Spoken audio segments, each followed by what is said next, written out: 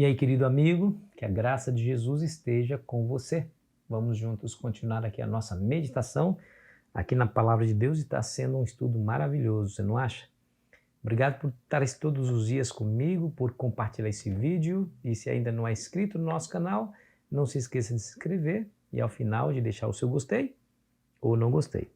Ou melhor investimento. Aí agora o Senhor Jesus vai tratar aí do custo do discipulado, né?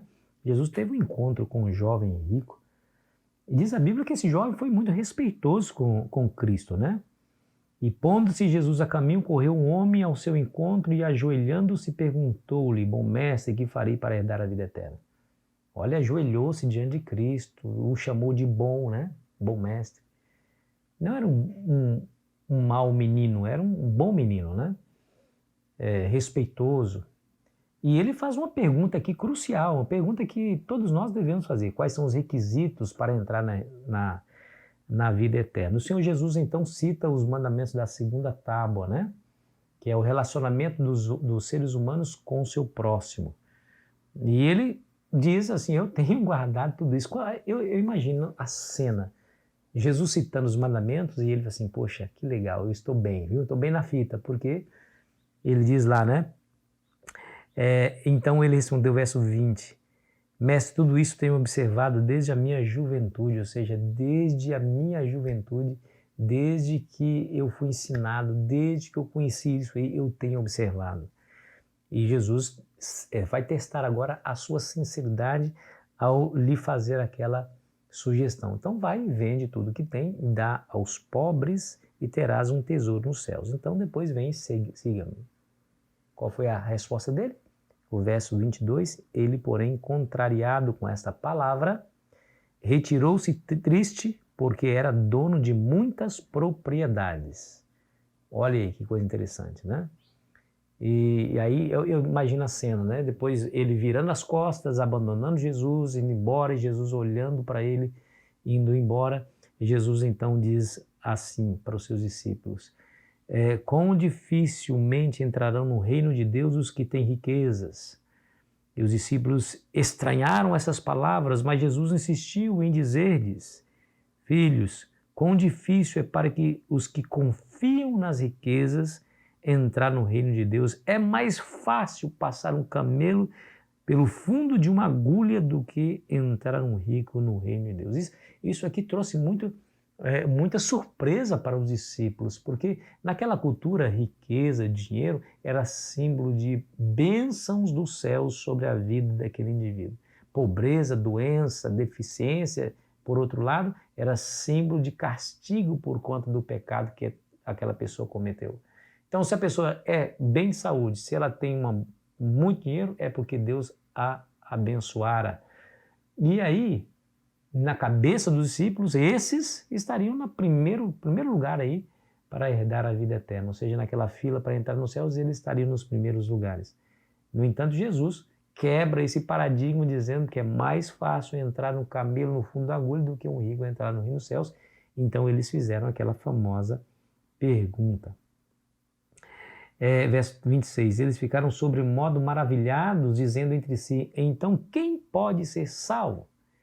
Jesus, porém, fitando neles o olhar, disse, para os homens é impossível, contudo, não para Deus, porque para Deus tudo é possível. Olha que interessante, né?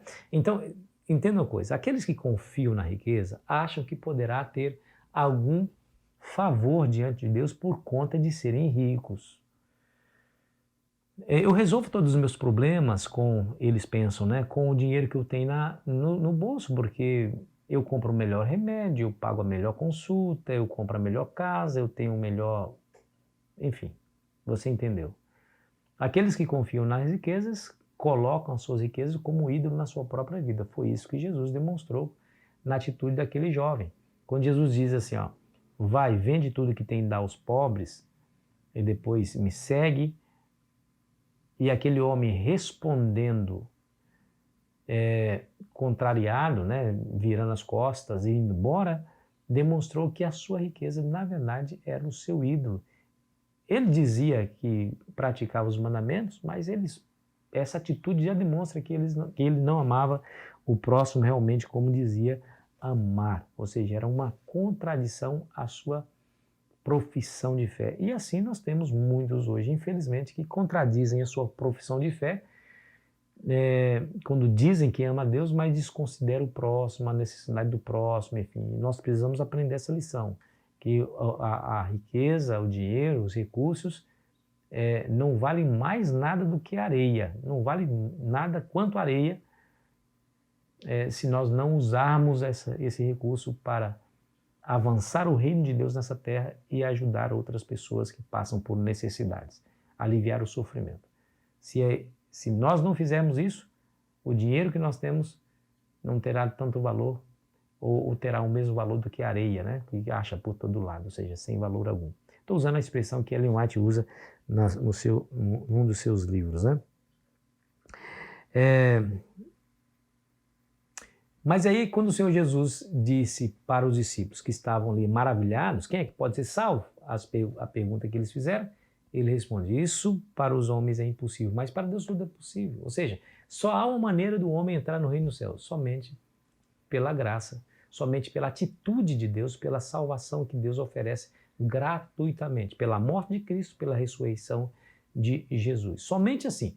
O homem não poderá acumular aí alguma vantagem diante de Deus por ele ter algum benefício material aqui nessa terra.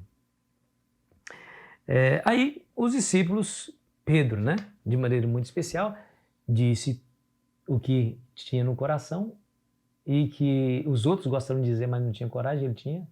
Senhor, deixamos tudo para te seguir. Deixamos tudo para te seguir. É como se te dissesse assim, e agora, vamos ganhar o quê? Aí Jesus responde assim, ó, verso 29. Tornou Jesus, em verdade vos digo que ninguém há que tenha deixado casa ou irmãos, ou irmãs, ou mãe, ou pai, ou filhos, ou campos por amor de mim e por amor do Evangelho, que não receberá já no presente o cêntuplo de casas, irmãos, irmãs e mães, filhos e campos, com perseguições, e no mundo por vir a vida eterna. Porém, muitos primeiros serão últimos e os últimos serão os primeiros. Percebeu, hein?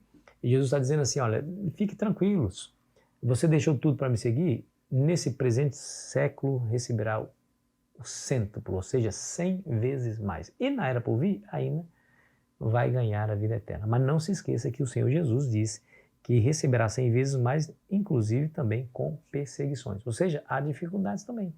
Deus vai abençoar você, vai abençoar sua família, vai abençoar seus negócios, você terá uma vida próxima nessa terra, mas às vezes você também passará por perseguições. Isso também está incluso nas palavras de Cristo quando ele fez essa promessa. E aí, você está disposto também a receber as bênçãos de Deus, mas também as perseguições por conta da sua fidelidade? Se você perder tudo, continuaria servindo a Cristo? Se Jesus fizesse a mesma sugestão para você, vende o que tem, dá aos pobres, depois vem e segue-me e terás um tesouro nos céus, você responderia positivamente ou faria como fez o jovem rico? Bom, essa pergunta, a resposta a essa pergunta vai definir onde é que está o nosso coração, porque ali onde estiver o nosso coração, a nossa riqueza, ali estará o nosso coração. Cuidado que o seu coração, que a sua riqueza esteja no reino dos céus. O que você tiver aqui, use para apressar a vinda de Cristo a esse mundo, onde nós estaremos herdando a verdadeira riqueza. Por mais dinheiro que você tenha, nesse mundo, você ainda envelhece, adoece e morre. Vai ficar tudo aí. Invista no reino dos céus, que é a melhor opção de investimento. Ore comigo. Querido Pai, nos ajude, Senhor, a nos desapegarmos das coisas desse mundo para priorizar o reino dos céus, aquilo que o Senhor quer que façamos. Em nome de Jesus. Amém. Foi muito bom estar com você. Amanhã continuaremos a nossa jornada. Aproveite bem o seu dia.